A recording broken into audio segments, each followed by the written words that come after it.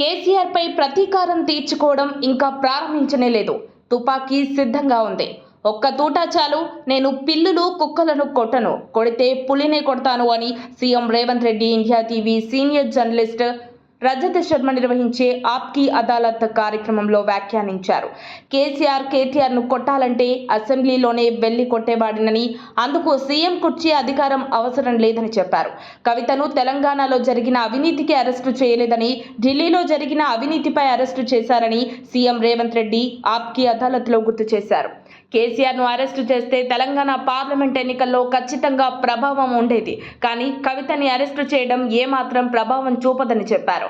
రావణుడు ఉన్నంతకాలం రాముడు ఎలా గుర్తుంటాడో కేసీఆర్ ఉన్నంతకాలం ఈ రేవంత్ రెడ్డి ఉంటారని వ్యాఖ్యానించారు. ఆప్కి అదాలత్లో పాల్గొనేందుకు రేవంత్ ప్రత్యేకంగా గురువారం ఢిల్లీకి వచ్చి వెళ్లిపోయారు.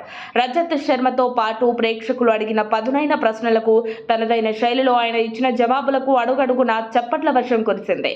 ఈ ఇంటర్వ్యూను రేవంత్ రెడ్డి రోడ్స్ RRR పేరుతో ఇండియా టీవీ ఈ రోజు రాత్రి ప్రసారం చేయనుంది. ఉత్తర భారతంలో బీజేపీ ప్రాబల్యం ఎక్కువగా ఉన్న మీడియాలో రేవంత్ రెడ్డి తొలిసారి తన బలమైన ముద్ర వేశారు. జైలుకు పంపిన దానికి ప్రతీకారం మొదలు పెట్టనే లేదు. కవిత అరెస్టుపై తెలంగాణలో చర్చ కూడా లేదు. కేటీఆర్ సంతోషం 2 నెలల్లో తేలిపోతుంది. 5 సీట్లలో గెలుపునకు బీఆర్ఎస్కు బీజేపీ సుపారీ. ఈ ఎన్నికల్లో బీజేపీకి కష్టంగా 240 సీట్లు. 400 రావాలంటే పాక్ ఎన్నికల్లోనూ గెలవాలి. నిధులు ఇచ్చి బడే భాయ్ అనిపించుకోమన్నా.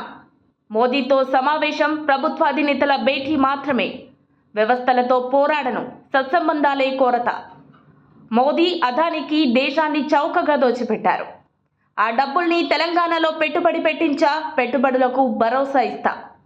దోపిడీ చెయ్యనివ్వను. అధికారం కోసమైతే బీజేపీలో చేరి మంత్రినయ్యేవాణ్ణి.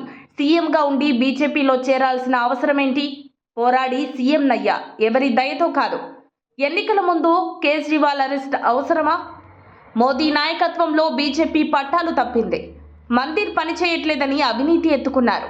రాహుల్, ఖర్గే, వేణుగోపాల్లో ఒకరు ప్రధాని. ఇండియా టీవీ ఇంటర్వ్యూలో సీఎం రేవంత్ ఆప్కి అదాలత్లో ముఖ్యమంత్రికి చప్పట్ల వర్షం. మరిన్ని అప్డేట్స్ కోసం మా కాయ్ టీవీని సబ్స్క్రైబ్ చేసుకోండి. మా వీడియో కనుక మీకు నచ్చినట్లయితే లైక్ చేయండి, షేర్ చేయండి. మీ విలువైన అభిప్రాయాలను కామెంట్ బాక్స్లో తెలియజేయండి.